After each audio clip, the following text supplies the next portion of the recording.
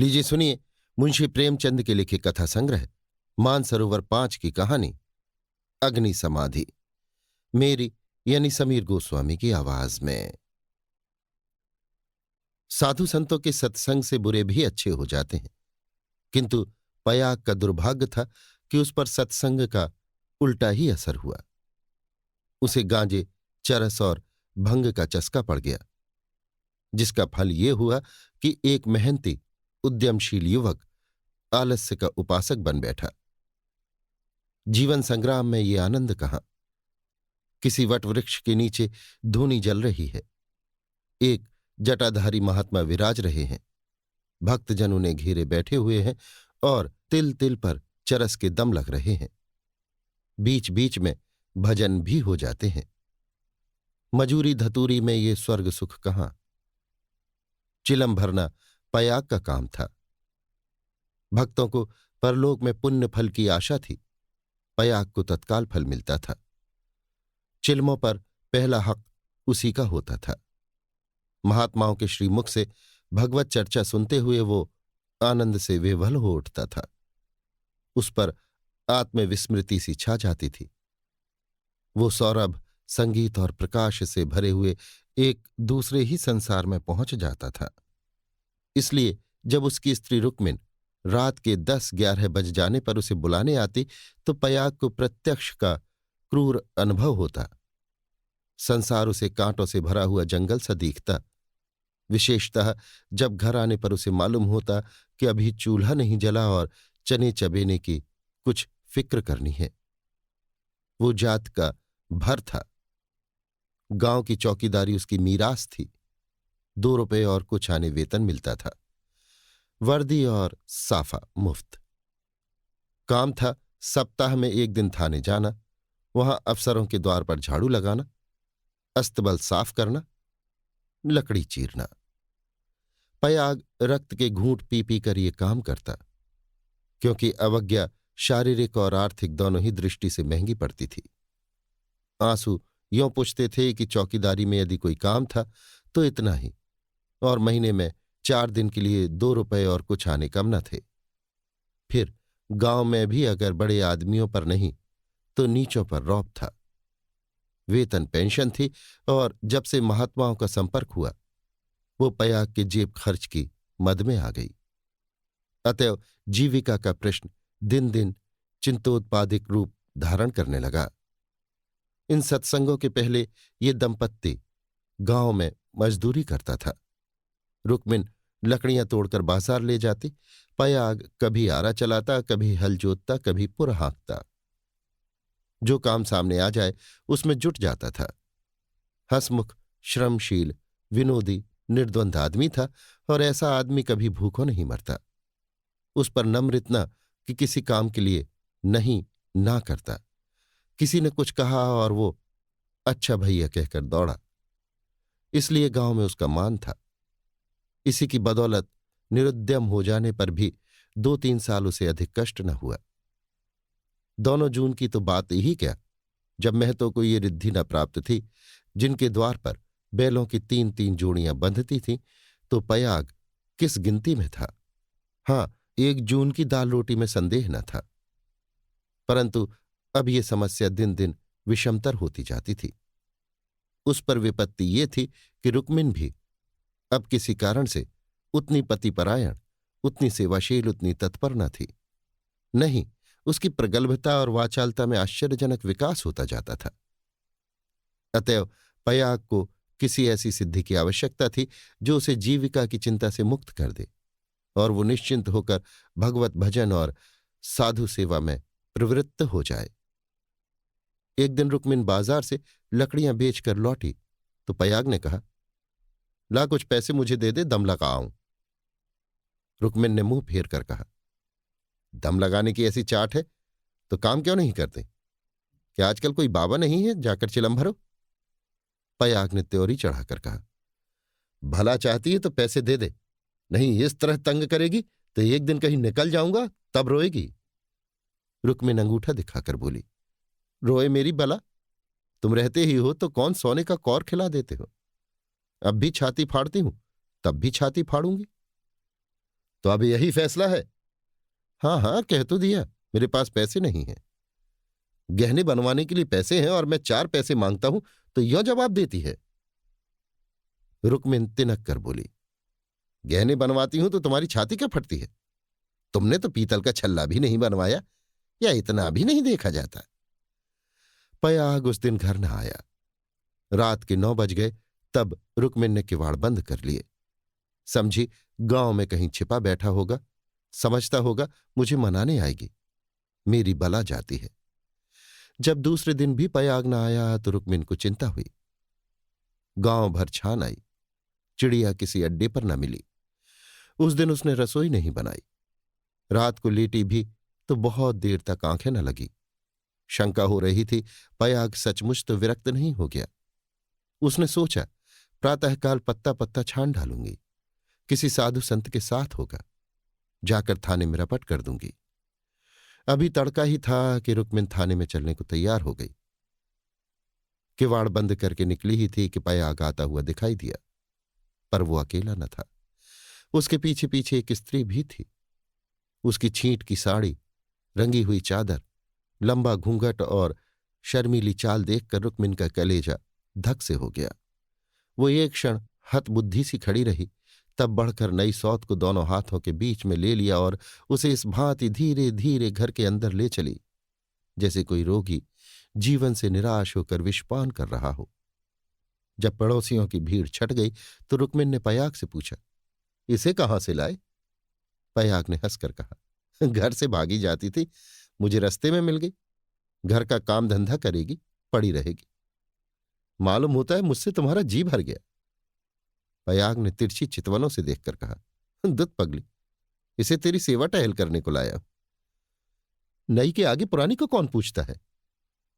चल, मन जिससे मिले वही नई है, मन जिससे ना मिले वही पुरानी है। ला, कुछ पैसे हों तो दे दे। 3 दिन से दम नहीं लगाया, पैर सीधे नहीं पड़ते। हाँ देख, 2-4 दिन इस बेचारी को खिला पिला दे, फिर तो आप ही काम करने लगेगी। रुक्मिन ने पूरा रुपया लाकर पयाग के हाथ पर रख दिया। दूसरी बार कहने की जरूरत ही न पड़ी। पयाग में और चाहे कोई गुण हो या न हो, ये मानना पड़ेगा कि वो शासन के मूल सिद्धांतों से परिचित था। उसने भेद नीति को अपना लक्ष्य बना लिया था। 1 मास तक किसी प्रकार की विघ्न बाधा न पड़ी। रुक्मिन अपनी सारी चौकड़ियां भूल गई थी। बड़े तड़के उठती, कभी लकड़ियां तोड़कर, कभी चारा काटकर, कभी उपले पाथ कर बाजार ले जाती। वहां जो कुछ मिलता उसका आधा तो पयाग के हत्थे चढ़ता और आधे में घर का काम चलता। वो सौत को कोई काम न करने देती। पड़ोसनों से कहती, बहन, सौत है तो क्या है, तो अभी कल की बहुरिया, 2-4 महीने भी आराम से न रहेगी तो क्या याद करेगी? मैं तो काम करने को हूं ही। गांव भर में रुक्मिन के शील स्वभाव का बखान होता था, पर सत्संगी घाक पयाग सब कुछ समझता था और अपनी नीति की सफलता पर प्रसन्न होता था। एक दिन बहू ने कहा, दीदी, अब तो घर में बैठे बैठे जी उबता है, मुझे भी कोई काम दिला दो। रुक्मिन ने स्नेह सिंचित स्वर में कहा, क्या मेरे मुंह में कालिक पुतवाने पर लगी हुई है? भीतर का काम किए जा, बाहर के लिए तो मैं हूं ही। बहू का नाम कौसल्या था, जो बिगड़कर सिलिया हो गया था। इस वक्त तो सिलिया ने कुछ जवाब न दिया, लेकिन ये लौंडियों की दशा अब उसके लिए असह्य हो गई थी।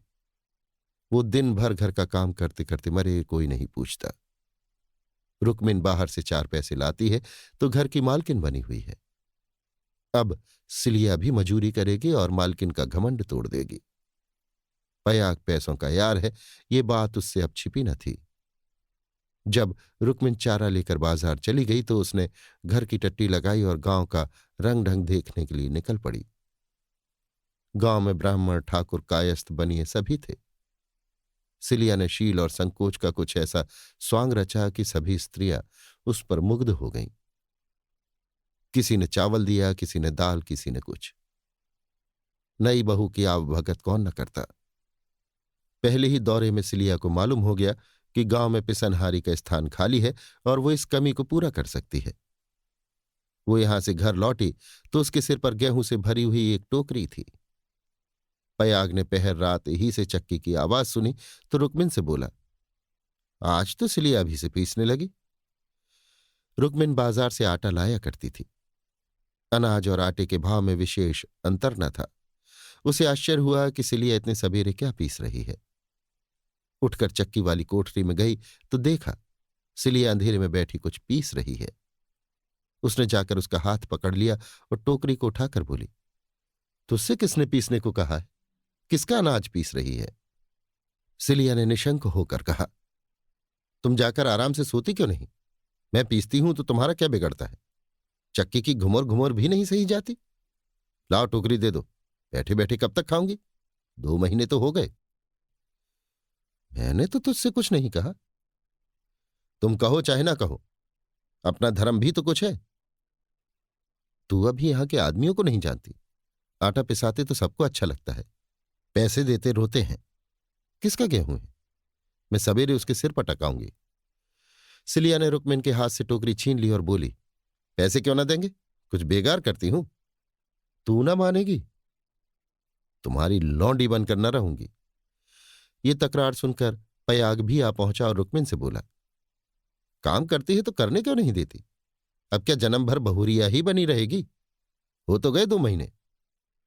तुम क्या जानो, नाक तो मेरी कटेगी। सिलिया बोल उठी, तो क्या कोई बैठे खिलाता है? चौका बर्तन झाड़ू बहारू रोटी पानी पीसना कूटना ये कौन करता है? पानी खींचते खींचते मेरे हाथों में घट्टे पड़ गए। मुझसे अब ये सारा काम ना होगा। पयाग ने कहा, तो तू ही बाजार जाया कर, घर का काम रहने दे, रुक्मिन कर लेगी। रुक्मिन ने आपत्ति की, ऐसी बात मुंह से निकालते लाज नहीं आती? 3 दिन की बहुरिया बाजार में घूमेगी तो संसार क्या कहेगा? सिलिया ने आग्रह करके कहा, संसार क्या कहेगा? क्या कोई ऐब करने जाती हूं? सिलिया की डिग्री हो गई। आधिपत्य रुक्मिन के हाथ से निकल गया। सिलिया की अमलदारी हो गई। जवान औरत थी, गेहूं पीस कर उठी तो औरों के साथ घास छीलने चली गई और इतनी घास छीली कि सब दंग रह गई। गट्ठा उठाए न उठता था। जिन पुरुषों को घास छीलने का बड़ा अभ्यास था उनसे भी उसने बाजी मार ली। ये गट्ठा 12 आने का बिका। सिलिया ने आटा चावल दाल तेल नमक तरकारी मसाला सब कुछ लिया और 4 आने बचा लिए।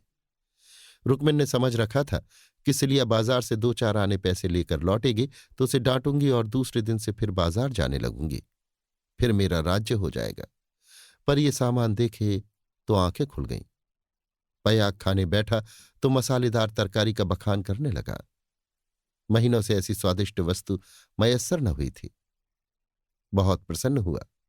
भोजन करके वो बाहर जाने लगा तो सिलिया बरौठे में खड़ी मिल गई। बोला, आज कितने पैसे मिले? 12 आने मिले थे। सब खर्च कर डाले, कुछ बचे हो तो मुझे दे दे।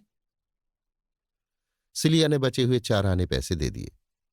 पयाग पैसे खनखनाता हुआ बोला, तूने तो आज माला माल कर दिया। रुक्मिन तो 2-4 पैसों ही में टाल देती थी। मुझे गाड़ कर रखना थोड़े ही है। पैसा खाने पीने के लिए है कि गाड़ने के लिए? अब तू ही बाजार जाया कर, रुक्मिन घर का काम करेगी। रुक्मिन और सिलिया में संग्राम छिड़ गया। सिलिया पयाग पर अपना आधिपत्य जमाए रखने के लिए जान तोड़कर परिश्रम करती। पहर रात ही से उसकी चक्की की आवाज कानों में आने लगती। दिन निकलते ही घास लाने जाती और जरा देर सुस्ताकर बाजार की राह लेती। वहां से लौटकर भी वो बेकार न बैठती। कभी सन काटती, कभी लकड़ियां तोड़ती। रुक्मिन उसके प्रबंध में बराबर ऐब निकालती और जब अवसर मिलता तो गोबर बटोर कर उपले पाथती और गांव में बेचती। पयाग के दोनों हाथों में लड्डू थे। स्त्रियां उसे अधिक से अधिक पैसे देने और उसके स्नेह का अधिकांश अपने अधिकार में लाने का प्रयत्न करती रहती। पर सिलिया ने कुछ ऐसी दृढ़ता से आसन जमा लिया था कि किसी तरह हिलाए न हिलती थी। यहां तक कि एक दिन दोनों प्रतियोगियों में खुल्लम खुल्ला ठन गई। एक दिन सिलिया घास लेकर लौटी तो पसीने में तर थी। फागुन का महीना था, धूप तेज थी। उसने सोचा नहाकर तब बाजार जाऊं। घास द्वार पर ही रखकर वो तालाब नहाने चली गई। रुक्मिन ने थोड़ी सी घास निकालकर पड़ोसिन के घर में छिपा दी और गट्ठे को ढीला करके बराबर कर दिया। सिलिया नहाकर लौटी तो घास कब मालूम हुई। रुकमिन से पूछा। उसने कहा, मैं नहीं जानती। सिलिया ने गालियां देनी शुरू की। जिसने मेरी घास छुई हो उसकी देह में कीड़े पड़े, उसके बाप और भाई मर जाएं, उसकी आंखें फूट जाएं। रुकमिन कुछ देर तक तो जब्त किए बैठी रही। आखिर खून में उबाल आ ही गया। झल्लाकर उठी और सिलिया के 2-3 तमाचे लगा दिए। सिलिया छाती पीट पीट कर रोने लगी। सारा मोहल्ला जमा हो गया। सिलिया की सुबुद्धि और कार्यशीलता सभी की आंखों में खटकती थी। वो सबसे अधिक घास क्यों छीलती है, सबसे ज्यादा लकड़ियां क्यों लाती है, इतने सवेरे क्यों उठती है, इतने पैसे क्यों लाती है। इन कारणों ने उसे पड़ोसियों की सहानुभूति से वंचित कर दिया था। सब उसी को बुरा भला कहने लगी। मुट्ठी भर घास के लिए इतना ऊधम मचा डाला। इतनी घास तो आदमी झाड़ कर फेंक देता है। घास न हुई सोना हो गया। तुझे तो सोचना चाहिए था कि अगर किसी ने ले ही लिया तो है तो गांव घर ही का, बाहर का कोई चोर तो आया नहीं। तूने इतनी गालियां दी तो किसको दी? पड़ोसियों ही को तो। संयोग से उस दिन पयाग थाने गया हुआ था। शाम को थका मांदा लौटा तो सिलिया से बोला, ला कुछ पैसे दे दे तो दम लगाऊं, थक कर चूर हो गया हूं। सिलिया उसे देखते ही हाय हाय करके रोने लगी। पयाग ने घबरा कर पूछा, क्या हुआ, क्यों रोती है? कहीं गमी तो नहीं हो गई? नहर से कोई आदमी तो नहीं आया? अब इस घर में मेरा रहना ना होगा, अपने घर जाऊंगी। अरे कुछ मुंह से तो बोल, हुआ क्या? गांव में किसी ने गाली दी है? किसने गाली दी है? घर फूंक दूं, उसका चालान करवा दूं? सिलिया ने रो रो कर सारी कथा कह सुनाई। पयाग पर आज थाने में खूब मार पड़ी थी, झल्लाया हुआ था। ये कथा सुनी तो देह में आग लग गई। रुकमिन पानी भरने गई थी। वो अभी घड़ा भी न रखने पाई थी कि पयाग उस पर टूट पड़ा और मारते मारते बेदम कर दिया। वो मार का जवाब गालियों से देती थी और पयाग हर एक गाली पर और भी झल्ला झल्ला कर मारता था। यहां तक कि रुकमिन के घुटने फूट गए, चूड़ियां टूट गईं। सिलिया बीच बीच में कहती जाती थी, वाह रे तेरा दीदा, वाह रे तेरी जबान, ऐसी तो औरत ही नहीं देखी। औरत काहे को डायन है, जरा भी मुंह में लगाम नहीं। किंतु रुकमिन उसकी बातों को मानो सुनती ही न थी। उसकी सारी शक्ति पयाग को कोसने में लगी हुई थी। पयाग मारते मारते थक गया, पर रुकमिन की जबान न थकी। बस यही रट लगी हुई थी, तू मर जा, तेरी मिट्टी निकले, तुझे भवानी खाए, तुझे मिर्गी आए। पयाग रह रहकर क्रोध से तिलमिला उठता और आकर 2-4 लातें जमा देता, पर रुकमिन को अब शायद चोट ही न लगती थी। वो जगह से हिलती भी न थी।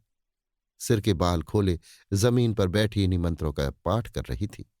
उसके स्वर में अब क्रोध न था, केवल एक उन्मादमय प्रवाह था। उसकी समस्त आत्मा हिंसा कामना की अग्नि से प्रज्वलित हो रही थी। अंधेरा हुआ तो रुकमिन उठकर एक ओर निकल गई, जैसे आंखों से आंसू की धार निकल जाती है। सिलिया भोजन बना रही थी। उसने उसे जाते देखा भी, पर कुछ पूछा नहीं।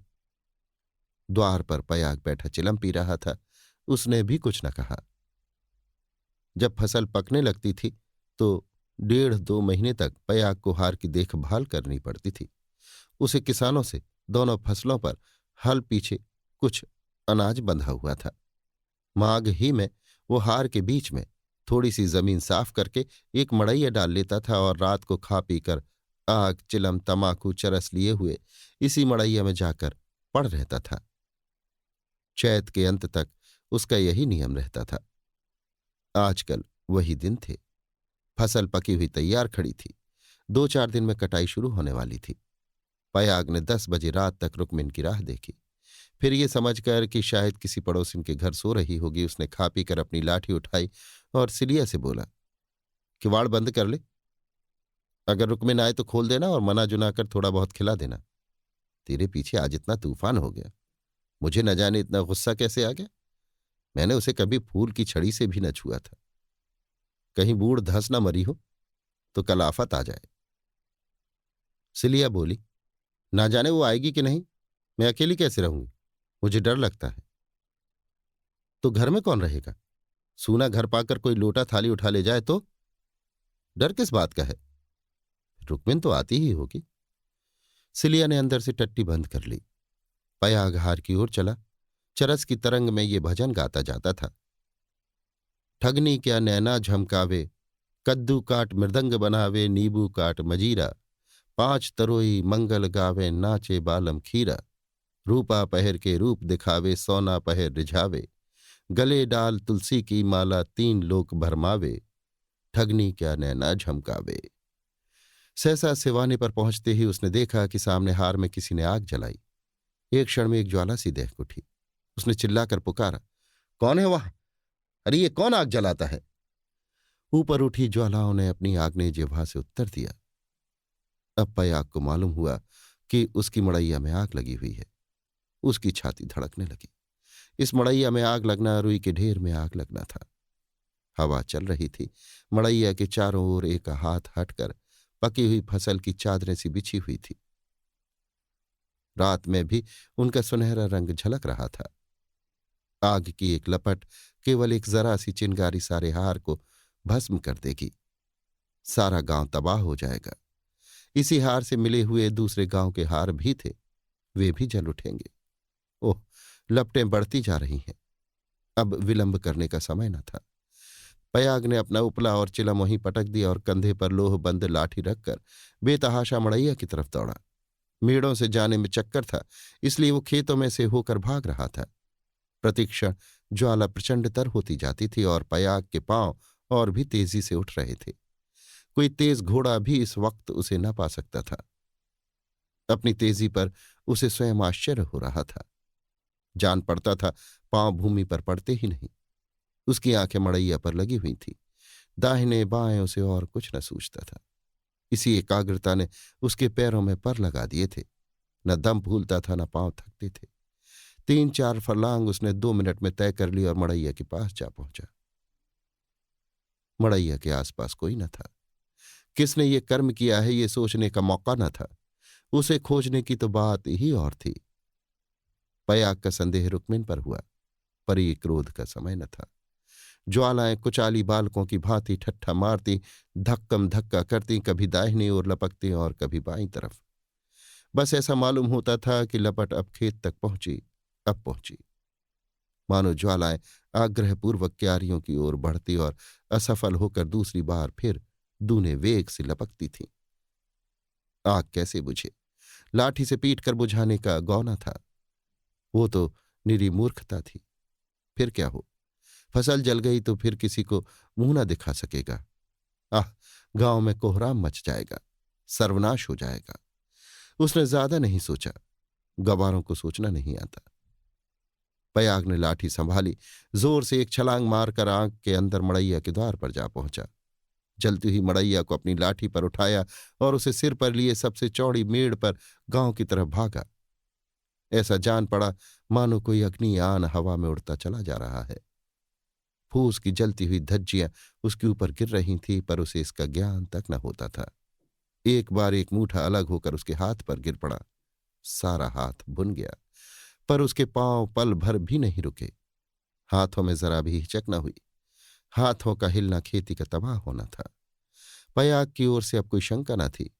अगर भय था तो यही कि मड़ैया का वो केंद्र भाग, जहां लाठी का कुंदा डालकर पयाग ने उसे उठाया था, न जल जाए, क्योंकि छेद के फैलते ही मड़ैया उसके ऊपर आ गिरेगी और उसे अग्नि समाधि में मग्न कर देगी। पयाग ये जानता था और हवा की चाल से उड़ा जाता था। 4 फरलांग की दौड़ है। मृत्यु अग्नि का रूप धारण किए हुए पयाग के सिर पर खेल रही है और गांव की फसल पर। उसकी दौड़ में इतना वेग है कि ज्वालाओं का मुंह पीछे को फिर गया है और उनकी दाहक शक्ति का अधिकांश वायु से लड़ने में लग रहा है। नहीं तो अब तक बीच में आग पहुंच गई होती और हाहाकार मच गया होता। 1 फरलांग तो निकल गया। पयाग की हिम्मत ने हार नहीं मानी। वो दूसरा फरलांग भी पूरा हो गया। देखना पयाग, 2 फरलांग की और कसर है। पांव जरा भी सुस्त न हो।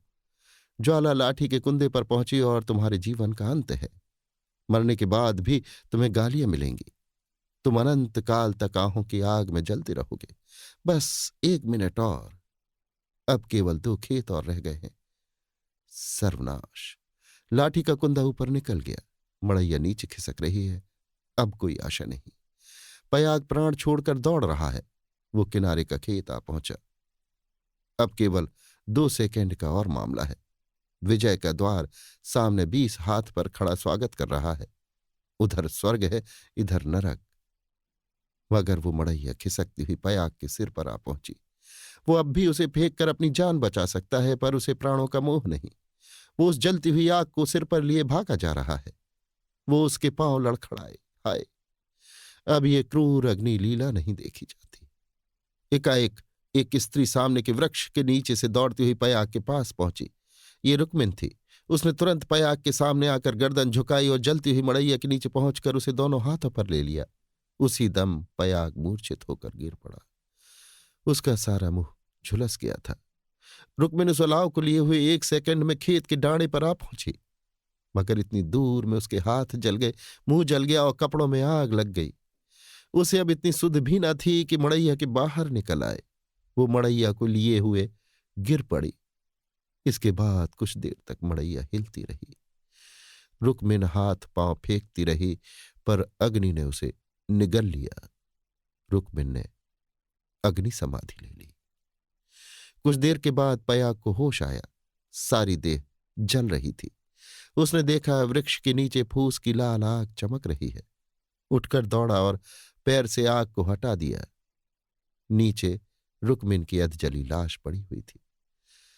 उसने बैठकर दोनों हाथों से मुंह ढांप लिया और रोने लगा। प्रातःकाल गांव के लोग पयाग को उठाकर उसके घर ले गए। 1 सप्ताह तक उसका इलाज होता रहा, पर बचा नहीं। कुछ तो आग ने जलाया था। जो कसर थी वो शोकाग्नि ने पूरी कर दी। अभी आप सुन रहे थे मुंशी प्रेमचंद के लिखे कथा संग्रह मानसरोवर 5 की कहानी अग्नि समाधि, मेरी यानी समीर गोस्वामी की आवाज में।